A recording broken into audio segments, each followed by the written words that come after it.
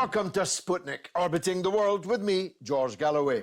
And me, Gayatri. When the muttonheads of England on tour met the leaner, meaner Russian thugs on the streets of Marseille and Lille, there could only be one winner and one loser, the game of football. If you believe the British press, the England thugs trashed city after city only because they were provoked by the big ugly Russian bear. It all fitted into the prevailing narrative of Russophobia. It doesn't matter that Russian submarines turned out to be Swedish and not submarines at all, that Russian aeroplanes intercepted by the RAF turned out to have been flying in international airspace, or that Russia hasn't the remotest intention of lifting a finger against the Baltic states. Let's send thousands of NATO soldiers anyway. Get ready to die for Vilnius is the explicit message of the recently retired gung-ho generals and jingoists. Where is all this anti-Russian propaganda taking us? We're joined by Dr Thomasz Pierscionek, who's a junior doctor, a psychiatrist, a writer and editor of the London Progressive Journal. And he's only 31. Doctor, you're quite a Renaissance man. Tell us, first of all, what lies behind the current escalation, really, of anti-Russian feeling, propaganda, media treatment, etc.? Well, it's part of a larger picture. Essentially, the West has to portray Russia as the big baddie, as part of the prevailing narrative. What we saw recently in the last few days, the stories about Russian thugs trashing French cities, attacking English football fans, is just the tip of the iceberg. Of course, it's unfortunate that there was thuggery from both sides. In fact, not just Britain and France, but there were thugs from Northern Ireland, thugs from France, other football-playing nations as well. I mean, it's just unfortunate you get thugs ruining a beautiful game. Of course, the media won't focus on the fact that the Russian thugs were maybe about 100, 150 in total, out of the thousands of Russian fans who were there. So obviously they have to portray Russia as an enemy. It's just, I mean, thuggery cannot be condoned on any side. Actually, I was quite surprised that the Western media wasn't quite as Russophobic as it normally is in this particular situation. But, you know, give it time, the tournament is still young. I mean, The Sun did publish a story about, on the 13th of June, about how the Russian football hooligans were linked to Putin, they're taking orders from Putin. Yeah, exactly. But, of course, you know, I mean, let's be honest, The Sun's not exactly great at reporting football stories. Not a paper of record, no. I mean, think of Hillsborough, for example. It's not exactly great at reporting a football hooliganism. No, exactly. But they always do try to drag the Russian president in, of course, even when he has, of course, absolutely nothing to do with it. But what's it all about? What is the purpose of it? Russia is a European power. It's important to the other European markets and economies. What's achieved by continually pushing Russia farther away?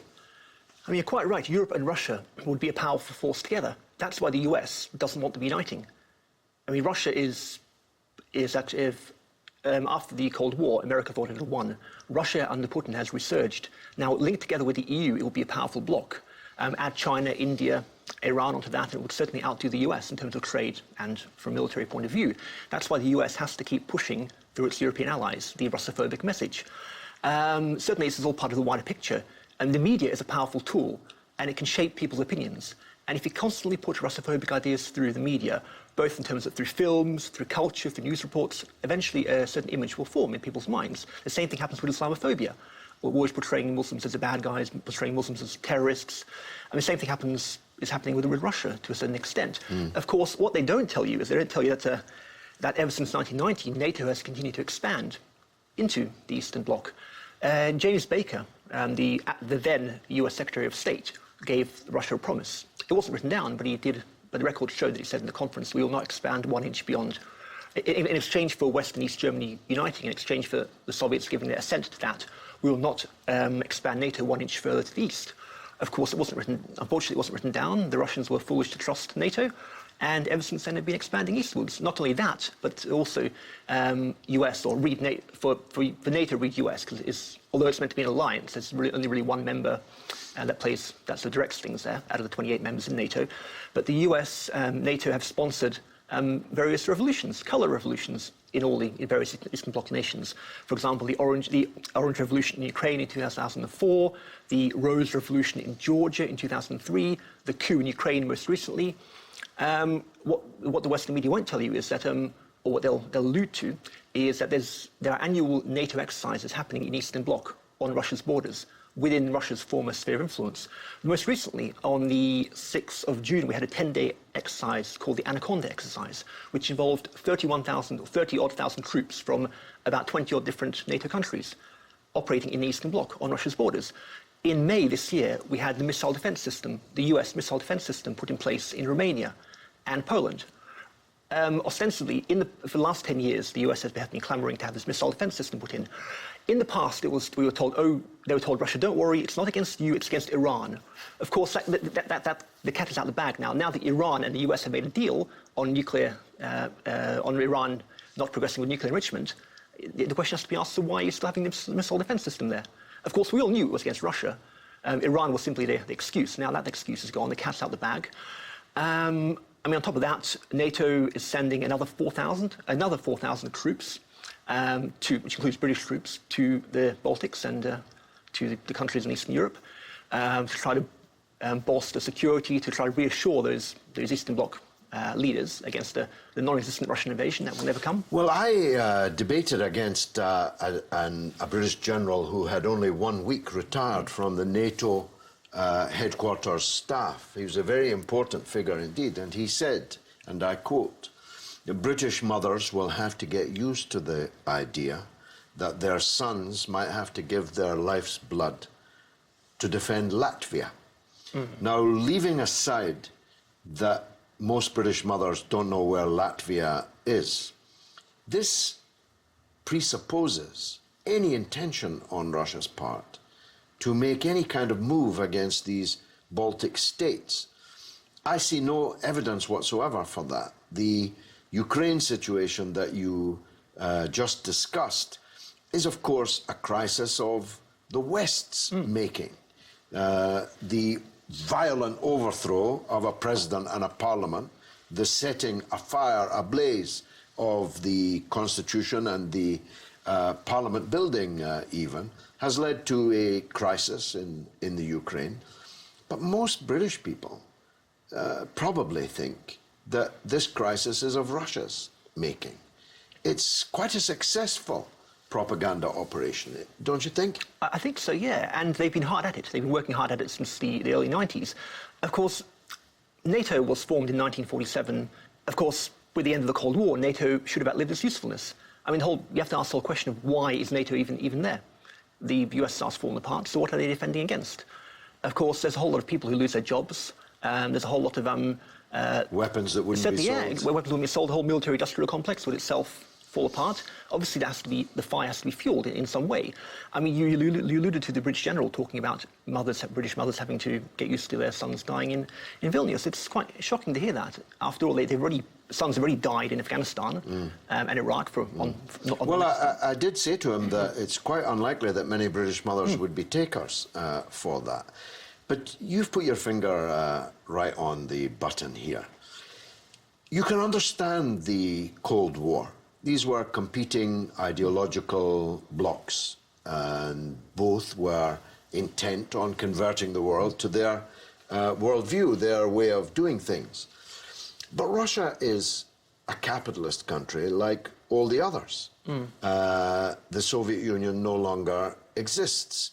So what's the casus belli? That's what I've never... Why can't they deal with Russia? Is it because Putin has stabilized Russia and has begun to rebuild Russia's national strength and its international reputation and so on?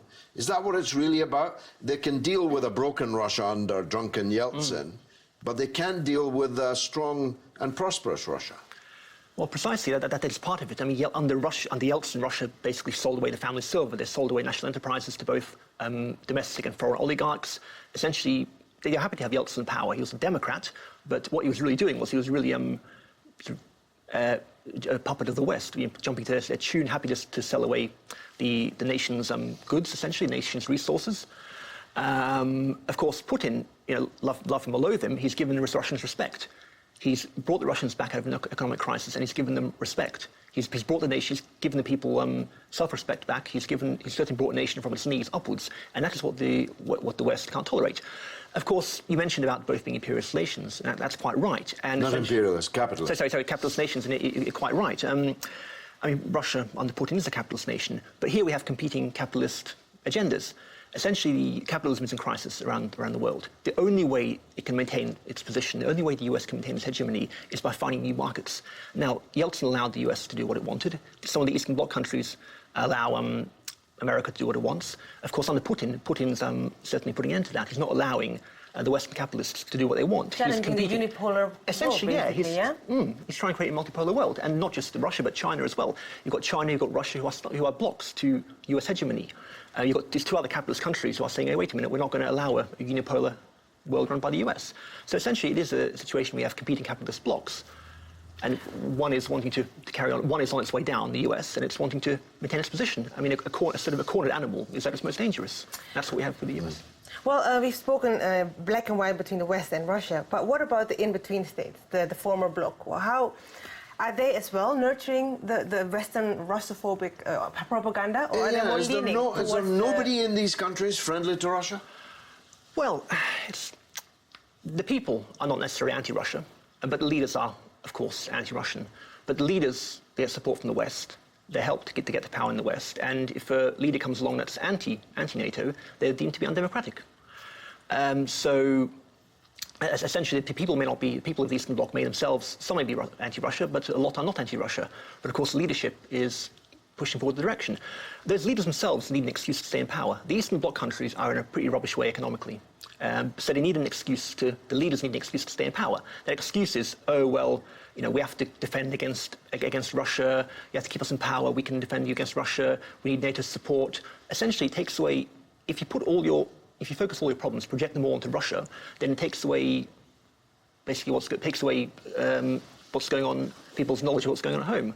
People will be less focused inward on the domestic problems, and they'll be more focused outward on a non-existent Russian threat. Dr. Thomas, you can come back here anytime. Thanks for joining us on the Sputnik. Those who can weaponize humor against the war party and the Wonga system of finance capitalism are the new zeitgeist. He's not Frankie Boyle, he's the Irish equivalent, Aidan Killian. Stay tuned. Welcome back to Sputnik. In the 1980s, a generation of stand-up comics weaponized humour against the Thatcherites. Some of them going on to loads of money themselves, of course. But they did blaze a trail. Instead of shaking an angry fist at those who rob us, why not make people laugh at them instead? One man who has them rocking in the aisles is doing exactly that. And he's on his way to Glastonbury and the Edinburgh Festival as part of a world tour. But he joins us here first on the Sputnik. It's Aidan Killian. Aidan, welcome. Not many Irish comics make it onto the stage at Glastonbury. You must be looking forward to that. But you've been on a world tour. How do they understand your accent? Well, the Irish speak extremely clearly, unlike the Scottish. George Galloway, it's good to be here. Yes, it's an honour to be in Glastonbury. It's also an honour to be here. Thank you. People do understand me because I think most of the people who go to stand-up comedy have perfect English. Otherwise, they wouldn't attempt to go to see an Irish comedian. You are razor sharp politically. Is that because you were once, as it were, on the other side of the fence? You were a banker, you were a guy working in the system, just like our own Max Kaiser. Perhaps, I love him. Perhaps a gamekeeper who turns poacher is the most effective poacher of them all. What do you think? I don't know the answer to that, but I do know that when I worked in banking, I learned to work, because those guys in investment banking, they have you working 80 hours a week, 106 hours once. Luckily, I was getting time and a half overpay, or whatever you call it. I don't even remember how to say it. What do you call Overtime. it? Overtime. That's how long ago since I've been in the system. But because I learned to work, then I also took it on in comedy. When I became a comedian, I could do it as a job. So if I wanted to say something, I go, right, that's where I need to get. And I put in the hours. So I don't know if all comedians, maybe they do. Well, I don't know. I heard one of your sketches, which was not just extremely funny, but razor sharp in its analysis about the bank that was writing you without prejudice letters That's right. You wrote them a with prejudice letter back and explained why. In fact, they owe you money because they made a profit out of the transaction with you. Go on. Tell us about it. You did your research. Yeah, that's right. With derivatives, I used to be a derivative specialist, which means that I put information into a computer. They just make it sound fancy. Yeah. But with derivatives, they profited behind my back without my consent. So what I had is a contract, so they call it, but it's actually a promissory note, a promise to pay. So that piece of paper, this promise to pay, was used as an asset to create the money, which the bank never had. And behind my back, they profited. So if you think about it, they actually owe me money. But I genuinely believe in debt forgiveness, George, so I let them off. Very good, very good. Now, Ireland is quite a political place. This is the centenary of the Irish Revolution, the first successful revolt against the British Empire. It's just been through the blizzard of austerity. To some extent, many people have not yet come out the other end. You were victims of the crash big time. Is there therefore a big market in Ireland for political humour, weaponized humour? Victims of the crash. I'd like to say we're survivors, but it's true, we are victims. There's tens of thousands of people being kicked out of their homes. Homeless is everywhere in Ireland. You won't see it in the mainstream media in Ireland, the propaganda machine, whatever, I won't name it, but it's all state-owned or it's owned by Dennis O'Brien, and it's just, wow, what's written there is so far removed from the truth. Are people ready to hear political comedy in Ireland?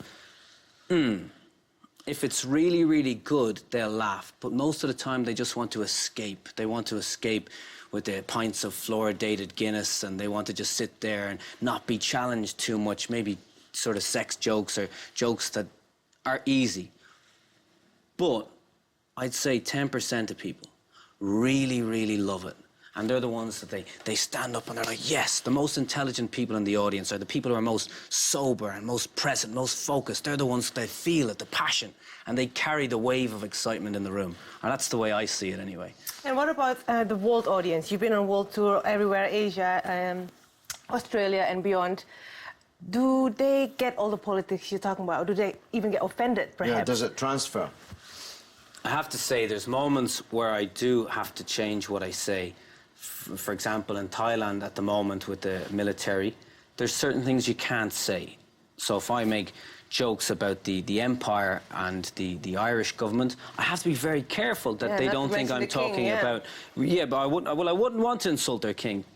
But also, if I did, I'd be in prison, right? Yeah, exactly. And then in Singapore, I mean, there's lots of rules all around the world. Right. As you know, it's illegal to have chewing gum in Singapore, but it's also illegal to be gay. You know, if a man does something with his bits inside another man's mouth, he'll go to prison. If that man's bits has chewing gum in it, then he's really in trouble. You know what I mean? There's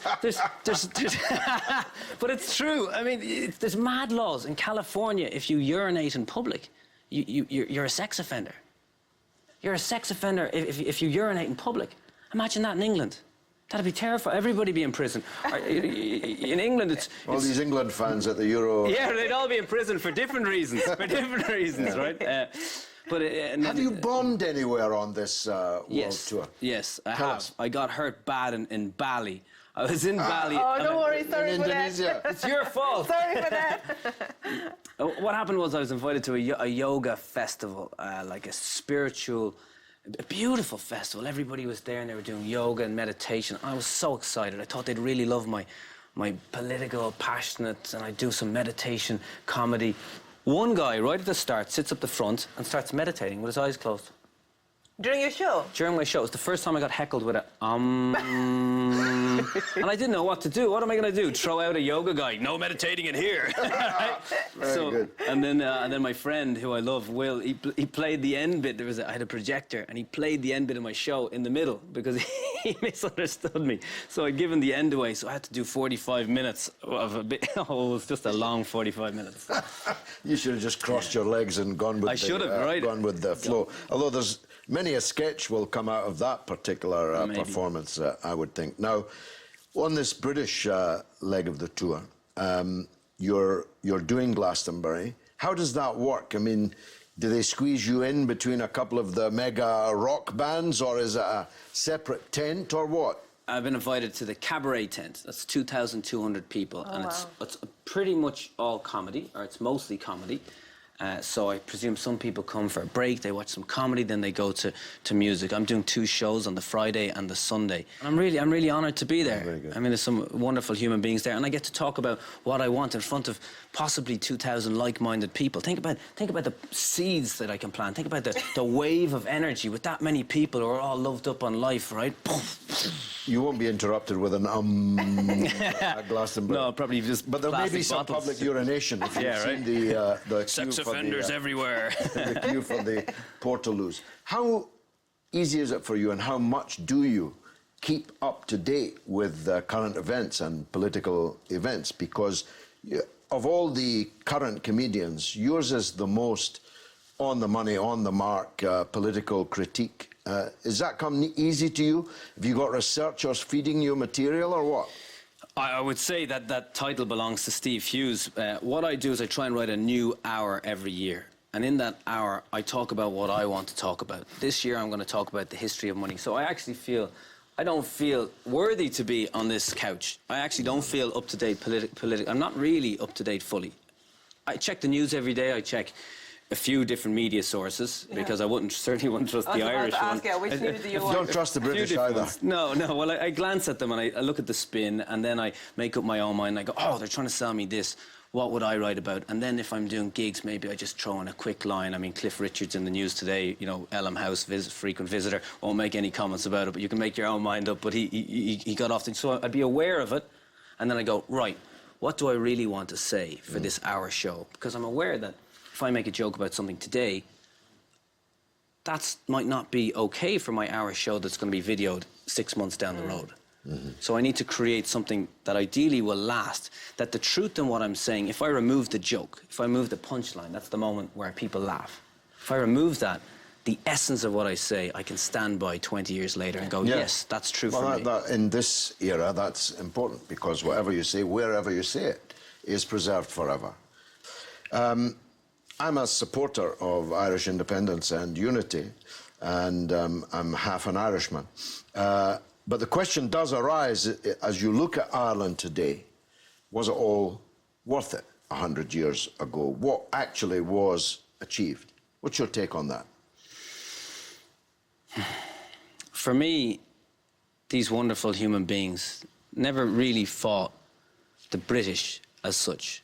They fought for an idea. And they fought for the idea for all men and women to have invincible, inalienable rights, which means that nobody can be on top of us. We're all free. And that strength it's every single... If there's one king, everybody's a king. If there's one queen, everybody's a queen. Is that today in Ireland? Are people sovereign? Certainly not.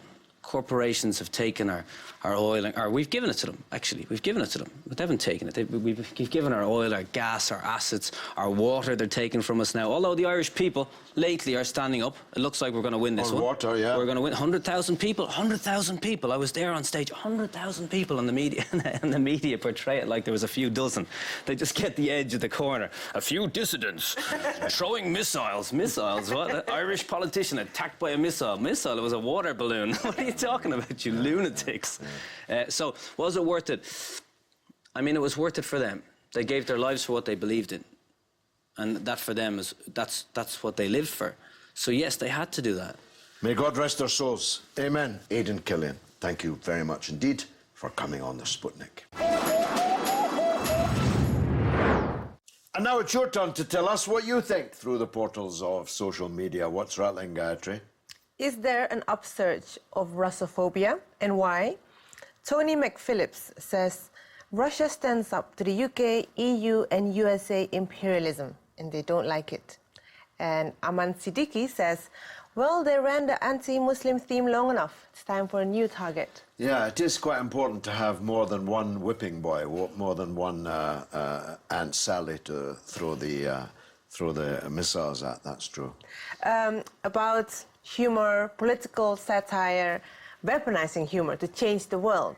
Ricardo Picasso says, Armando Iannucci in The Loop was a scathing satire on the madness of Iraq war. The thick of it is the most devastating political satire ever written. If you haven't seen it, please watch it. And that's all the tweets for today.